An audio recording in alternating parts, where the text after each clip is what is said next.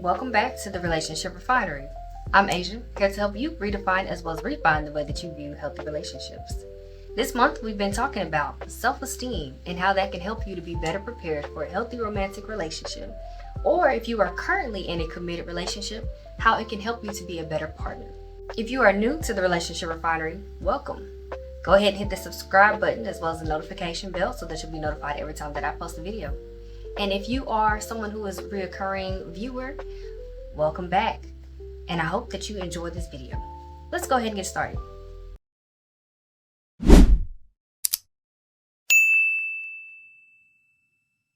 In the last video that I posted, I gave scriptures that you can use to affirm yourself and speak over yourself to help build your self-esteem, as well as encourage you to believe that physically there is nothing wrong with you. And because this is May, and May is Mental Health Awareness Month, in this video, we're going to be addressing the importance of going to therapy. Did something happen to you in your childhood? There are a lot of people who carry the weight of their childhood well into adulthood, and it can negatively affect the way that they view relationships. Because if you're someone who has watched this channel before, I say often that your parents are the first relationships that you ever enter into.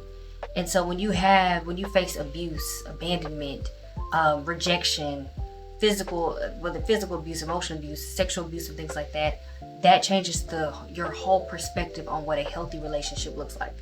So there are a lot of people who, because that's what they grew up with, they feel like that's all that they deserve, or they feel like that's all that's out there. Because if this is all you see, then surely healthy relationships, healthy communication, healthy boundaries, and things like that is not real. It's a myth.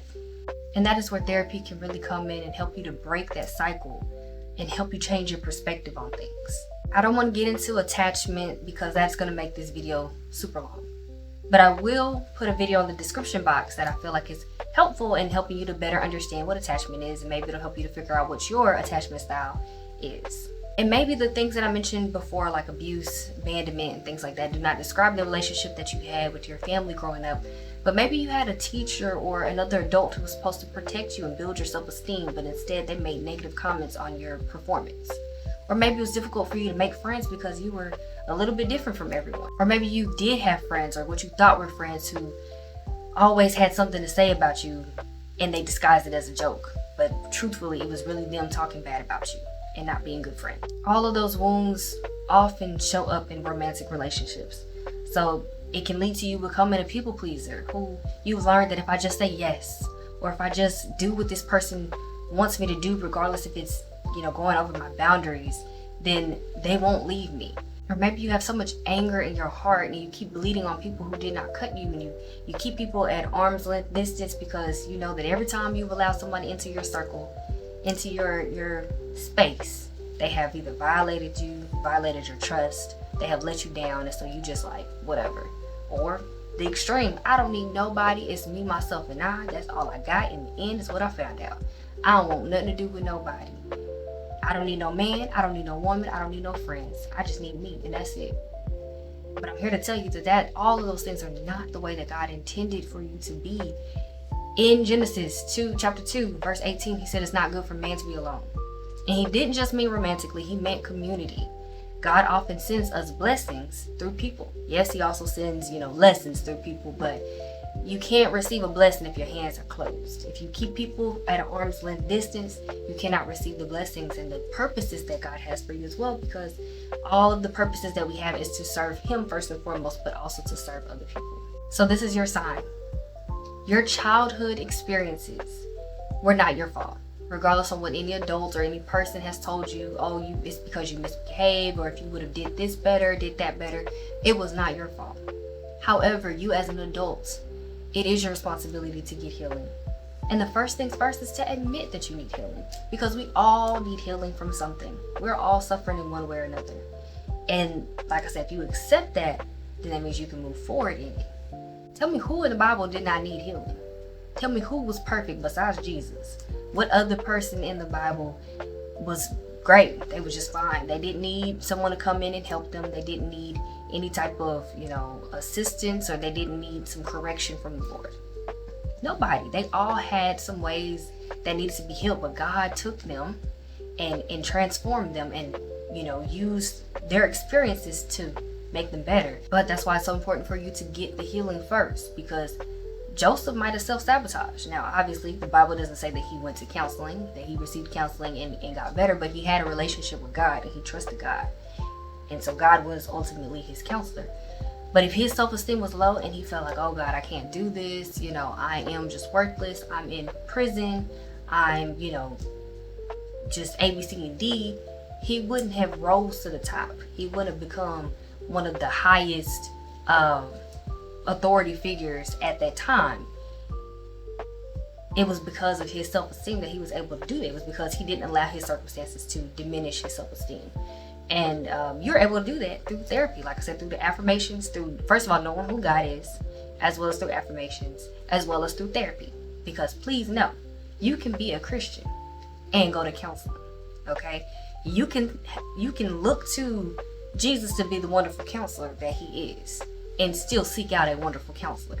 The wonderful counselor being Jesus with a capital W, capital C, wonderful counselor, and find a lowercase wonderful counselor who lives in the state that you live in. It is acceptable. God allows us to seek help outside of people. Like I said, when he wants to bless you, he's going to send people.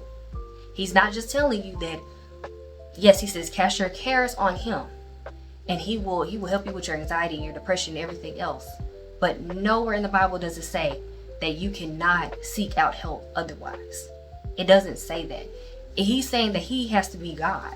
You should not worship your counselor. You should not, that's pretty much it. You shouldn't worship your counselor.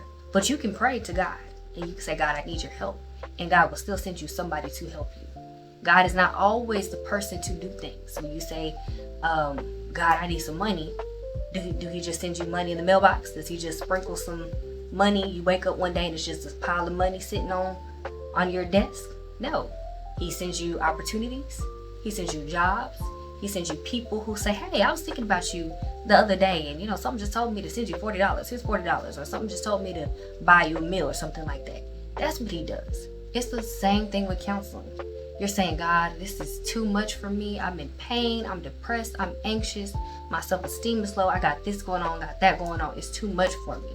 And God is saying, I got a counselor right here waiting for you. And I'm not just saying that because I'm a licensed marriage and family therapist associate, but because I know this. I'm in counseling myself. I grew up in a great household. Don't get me wrong. I had parents who loved me. They were not perfect. And I saw things that children should not see. I experienced things that children should not experience. And that led me to seeing relationships unhealthily. And so I went to counseling. I'm still in counseling. Hey, especially if you're a counselor, you need to be going to counseling. But I'm in counseling myself. And there's nothing wrong with that. God is still my God. I still pray to him every day. I still cast my cares on him. But I also tell my therapist, hey, this is what I'm going through as well. And that doesn't mean that my therapist is equal to God. The Lord blessed me with this therapist so that I can be healed, so that the journey that he's going to take me on, I can be better. I can be better prepared for. So that this husband that he's blessed me with, I can be better prepared for, because I started going to therapy before I met him. And if it wasn't for the affirmations and the prayers and the finding scriptures that spoke about who he called me to be, and if it wasn't for counseling, I would not be prepared for him. Not at all. Therapy helped me to build my confidence. Once again, in addition to the affirmations, because faith without works is dead. You can't pray, Lord, help me to build my self-esteem. Help me to do this, help me to do that, but you're not actually putting in any works, right? Going to counseling is a part of those works. Talking things out is a part of those works. Also, the affirmations was a part of, Lord, help me to build my self-esteem. Help me to see myself the way that you see me. Okay, let's do affirmations. Let's go to counseling. She also helped me. This was a previous therapist. So I've seen 2 different therapists throughout my life. But my previous therapist helped me to realize that the stuff that you saw was not what a healthy relationship is, and helped me to learn to set boundaries, healthy boundaries. And so now the therapist that I'm seeing, she is more of a maintenance. My first therapist helped me to do the hard work. This therapist is helping me to hold me accountable. Like, hey girl, that's not what you're supposed to be doing. That type of thing. Regardless of where you are in your mental health journey, like I said, May is Mental Health Awareness Month, and I strongly want to encourage you to go to counseling. It is okay. If you are a Christian, whether you're young, old, a new Christian, a baby Christian, an elder Christian, it doesn't matter. Please know that God is not going to send you to hell, or he's not going to look down on you. You're not sinning by going to counseling. God sends people to help you. And I wouldn't be where I am today without going to counseling. I wouldn't be able to build my self-esteem to the extent that it has been built and be the best version of Asia that I can be, and still growing. Don't get me wrong, this is not even peak Asia, if I did not also go to counseling. So where can you find a therapist? I'm glad you asked. Psychology Today is a great place to start. On there, you can type in, your address, or you can type in your zip code, and it'll pull people up. You can filter if you just want a virtual therapist. If you want an in-person therapist, you can filter by insurance.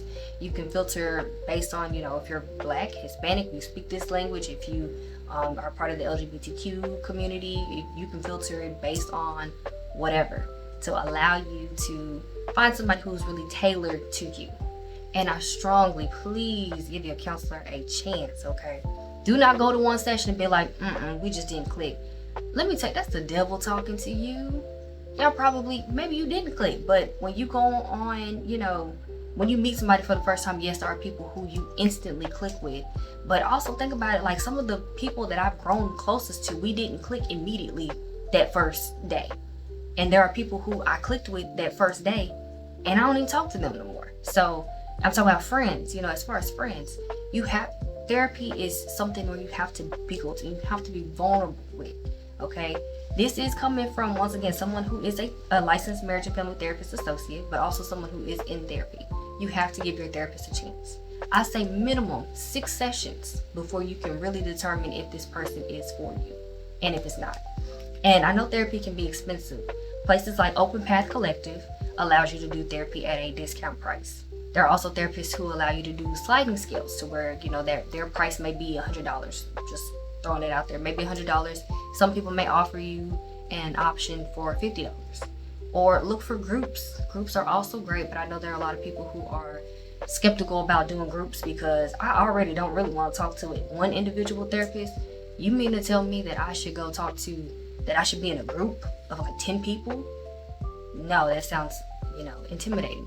And I really like groups because you may feel alone just doing one-on-one therapy, but going in a group, you get to be around other people who have like-minded or who are in similar situations as you. And there are all kinds of studies that show that group therapy really is beneficial because of that, because of the community that it builds, because of what you can not just learn from your therapist, but what you can learn from him and her and this person and that person. And for some people who are like, oh, well, I've been in some really serious stuff. I don't want to be around men, or I don't want to be around women, or whatever. There are, groups that are just for women, or groups that are just for men, groups that are for this age range, groups that are just for, Black people, Hispanic people, whatever. Those are also things you can look on Psychology Today. And I won't go into all of the websites that you can use because there are several. And I don't want to feel like I'm showing favoritism to one or another. I have made a couple of videos on places that you can find therapists, so I'll be sure to also link that in the description box below. I don't have Psychology Today is my favorite because that's where I am listed, but I don't have experience with Alma or BetterHelp or therapy for Black girls, therapy for Black men, so I can't give you my honest opinion on those, but you can find other people's honest opinions all over YouTube, all over Google, Reddit, things like that. So make sure you look that stuff up. But once again, please go get therapy. And for everyone who says, I don't need therapy, I'm fine, I was that person as well. Like I said, I had a good childhood. I had a childhood that I've had other people say, I envy your childhood. I was also in school to become a therapist.